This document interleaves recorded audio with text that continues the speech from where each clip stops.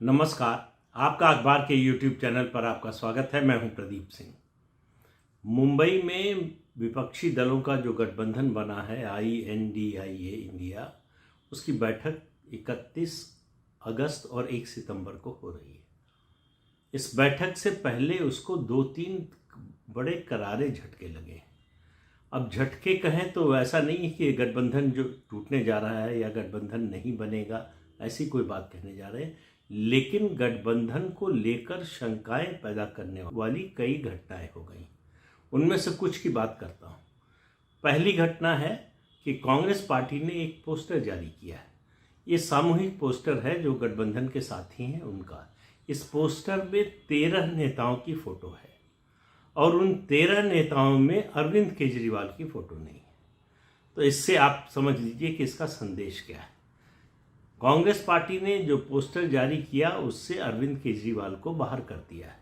क्या वो गठबंधन से भी बाहर होने वाले हैं, या क्या कांग्रेस पार्टी को लग रहा है कि अल्टीमेटली अरविंद केजरीवाल इस गठबंधन को छोड़ जाएंगे, इसलिए पहले से उनको जो है भाव देना कम कर देना चाहिए। इस पोस्टर का या इस फोटो का और कोई अर्थ समझ में आना बड़ा मुश्किल है। और बात केवल पोस्टर में अरविंद केजरीवाल की फोटो न होने की बात नहीं है।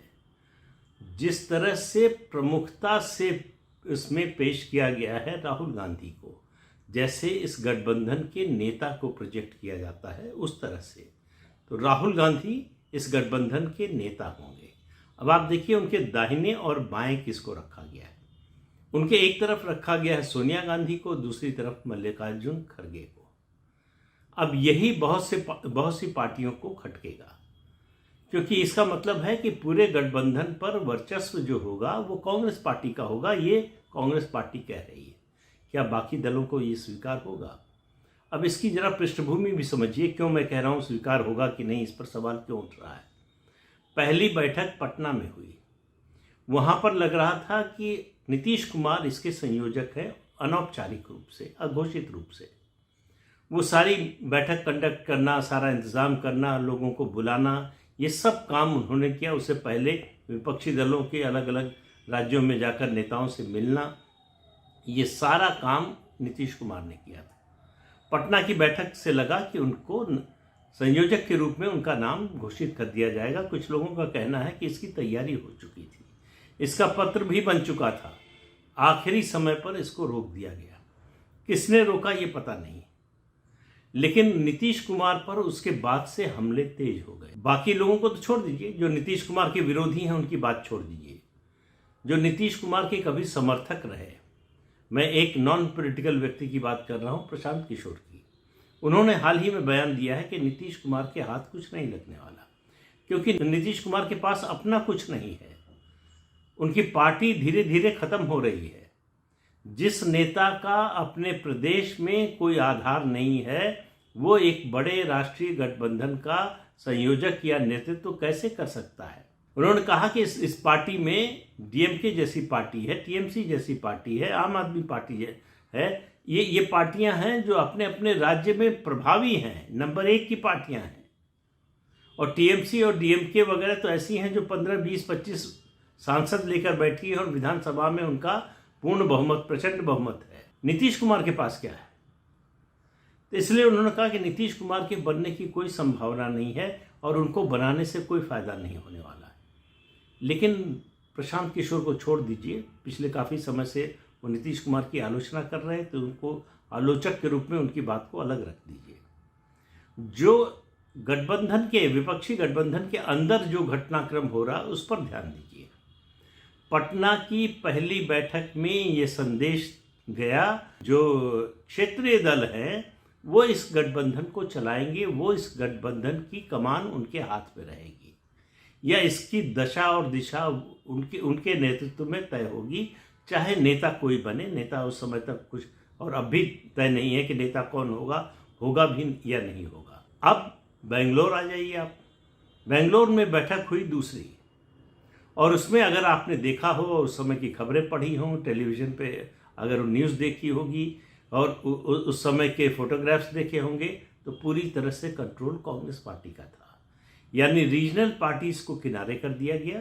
कांग्रेस ये संदेश नहीं देना चाहती थी इस गठबंधन की ड्राइविंग फोर्स रीजनल पार्टीज है। उसको संदेश देना था कि इस गठबंधन की ड्राइविंग फोर्स कांग्रेस पार्टी है, और ऐसा ही हुआ। इसमें कहीं कोई कमी न रह जाए, इसके लिए बेंगलुरु की बैठक में सोनिया गांधी को बुलाया गया। पटना की बैठक में नहीं गई थी सोनिया गांधी, बेंगलुरु की बैठक में सोनिया गांधी आई, और सोनिया गांधी के आने से पूरा फोकस कांग्रेस पार्टी पर रहा। और चूंकि वहाँ पर कांग्रेस की सरकार है इसलिए भी रहा। मल्लिकार्जुन खड़गे जो कांग्रेस पार्टी के राष्ट्रीय अध्यक्ष हैं वो कर्नाटक से ही आते हैं इसलिए भी रहा, और राहुल गांधी वहाँ पहुँचे हुए थे, वो तो पटना में भी थे। तो कुल मिलाकर फोकस रीजनल पार्टी से शिफ्ट किया गया कांग्रेस पार्टी की ओर। और अब तीसरी बैठक से पहले ये जो पोस्टर जारी हुआ है इसमें राहुल गांधी का चेहरा प्रमुखता से दिखाने का ये है कि अब हमने पार्टी के रूप में जो है इस पूरे गठबंधन की कमान संभाल ली है, अब नेतृत्व भी कांग्रेस पार्टी का होगा। और कांग्रेस पार्टी के अलग अलग राज्यों से मांग भी उठने लगी है कि राहुल गांधी को प्रधानमंत्री पद के उम्मीदवार के रूप में पेश किया जाना चाहिए। लेकिन एक और दावेदार तो पहले से कई थे। आम आदमी पार्टी के प्रवक्ता ने यह कहा कि अरविंद केजरीवाल को प्रधानमंत्री पद के उम्मीदवार के रूप में पेश किया जाना चाहिए। अब अरविंद केजरीवाल का कांग्रेस ने पोस्टर में फोटो ही नहीं रखा, तो कांग्रेस अरविंद केजरीवाल को लेकर क्या सोच रही है इसका आप अंदाजा लगा लीजिए।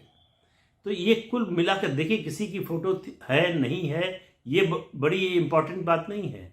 बात यह है कि परस्पर विश्वास की कमी है, परस्पर भरोसा नहीं है, एक दूसरे को संदेह की नज़र से देख रहे हैं।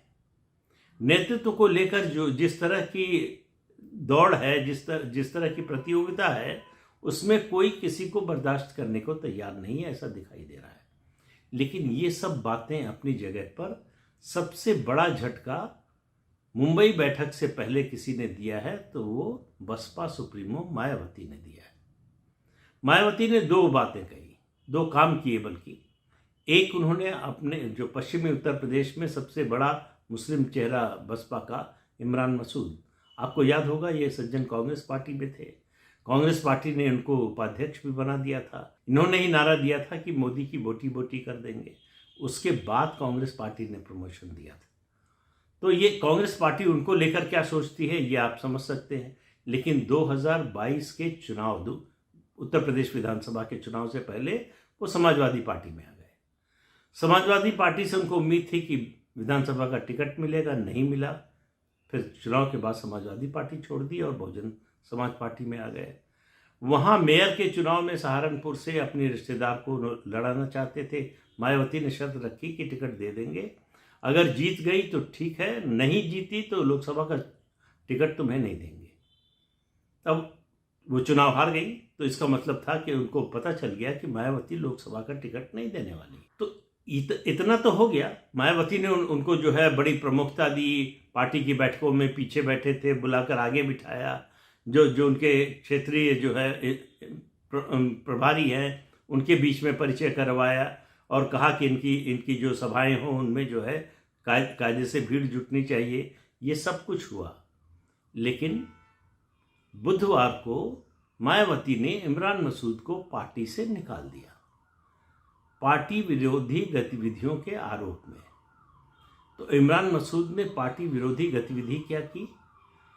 उन्होंने प्रशंसा की राहुल गांधी की और प्रियंका वाड्रा की, और ये कहा, बसपा से अपील की, यानी मायावती से अपील की कि उन्हें जो विपक्षी दलों का गठबंधन बना है इंडिया, उसमें शामिल होना चाहिए।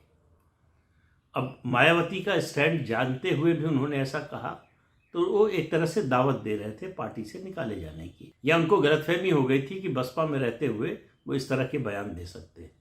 मायावती ने उनको तुरंत निकाल दिया। लेकिन मायावती ने अपनी पार्टी के किसी प्रमुख नेता को पार्टी से निकाल दिया, ये कोई बहुत बड़ी बात नहीं है, ये होता रहता है। मायावती इस तरह के कदम उठाती रहती हैं। बहुत बड़े बड़े नेता बसपा से चले गए इसी चक्कर में। उन्होंने किसी को बर्दाश्त नहीं किया, किसी को आगे एक सीमा के बाद बढ़ने नहीं दिया। लेकिन वो अलग मुद्दा है। इस समय जो मायावती ने किया, उसके जरिए वो एक संदेश देना चाहती थी, और वो संदेश क्या होगा उसका अगले दिन उन्होंने खुलासा भी कर दिया। उन्होंने कहा बहुजन समाज पार्टी किसी भी गठबंधन में शामिल नहीं होगी, लोकसभा चुनाव अकेले लड़ेगी। अब ये स्टैंड तो उन्होंने जुलाई में भी लिया था, जुलाई में भी कहा था कि बसपा अकेले चुनाव लड़ेगी। लेकिन पर्दे के पीछे जो कुछ चल रहा था, कांग्रेस के तमाम संदेशवाहक लगे हुए थे, उनके भतीजे और उनके भाई पर काम कर रहे थे कि किसी तरह से कांग्रेस और बसपा का अलायंस हो जाए। इस कोशिश में आरएलडी के जयंत चौधरी भी लगे हुए थे कि बसपा, कांग्रेस और आरएलडी का अलायंस हो जाए तो वेस्टर्न यूपी में जो है ये अलायंस बड़ी सफलता हासिल कर सकता है। लेकिन मायावती ने बिल्कुल स्पष्ट कर दिया कि वो कोई अलायंस किसी गठबंधन में शामिल नहीं होंगी। लेकिन इन दोनों के अलावा मतलब कांग्रेस और आरएलडी को छोड़िए, उन्होंने सबसे बड़ा झटका दिया है अखिलेश यादव को। अखिलेश यादव लगातार इस बात के संकेत दे रहे थे, इस तरह की उनकी ओर से पर्दे के पीछे कोशिशें हो रही थी कि 2019 की तरह एक बार फिर 2024 में लोकसभा चुनाव में सपा और बसपा का गठबंधन हो जाए। इसके लिए वो मायावती की पसंद की सीटें छोड़ने को तैयार थे। इसके लिए वो बहुजन समाज पार्टी को एकोमोडेट करने के लिए एक कदम और आगे बढ़कर जाने को तैयार थे। मायावती ने इस बयान से और इमरान मसूद पर एक्शन लेकर ये बता दिया कि वो अखिलेश यादव के साथ नहीं जाने वाली, यानी सपा और बसपा का गठबंधन हो सकता है 2024 में, ऐसी कोई उम्मीद नहीं है। इससे जो भाजपा विरोधी ताकतें हैं या जो सेकुलर ताकतें हैं, जिनको उम्मीद थी कि सपा बसपा आरएलडी का गठबंधन हो जाए और उसमें कांग्रेस भी शामिल हो जाए, शामिल ना भी हो तो सीटों का ही कुछ अगर एडजस्टमेंट हो जाए तो ये बड़ा कॉम्बिनेशन बन सकता है, बीजेपी को चुनौती दे सकता है उत्तर प्रदेश में, उसकी सारी संभावना खारिज कर दी मायावती ने। उन्होंने बहुत स्पष्ट कर दिया कि वो किसी के साथ गठबंधन नहीं करेंगी। तो कांग्रेस को निराशा हुई, आरएलडी को निराशा हुई और अखिलेश यादव को। तो उनकी जो कोशिश थी, देखिए अखिलेश यादव इस समय नगरी नगरी द्वारे द्वारे सहारा ढूंढ रहे हैं। उन्होंने जितने गठबंधन किए चुनाव से पहले, वो सब चुनाव के बाद तोड़ दिए। लेटेस्ट उन्होंने ओम प्रकाश राजभर से जो 2022 के विधानसभा चुनाव में किया था वो भी तोड़ दिया, और सब अपने व्यवहार की वजह से। अब स्थिति यह है कि कोई ऐसी राज्य में पार्टी नहीं है जो समाजवादी पार्टी के साथ गठबंधन के लिए तैयार हो। आरएलडी, जिसके नेता जयंत चौधरी है, जो मिलकर चुनाव लड़े थे विधानसभा में, वो भी ये बात कह रहे हैं कि वो इंडिया गठबंधन में तो शामिल हैं, लेकिन उत्तर प्रदेश में वो किसी गठबंधन में शामिल नहीं। अब इससे अंदाज़ा लगाइए कि अखिलेश यादव की स्थिति क्या है। अखिलेश यादव के लिए इस बार अपने घर की सीटें आजमगढ़ और मैनपुरी, ये दोनों बचाना बहुत कठिन होगा अगर उनका बसपा से गठबंधन नहीं हुआ, जिसकी संभावना बहुत कम लग रही है।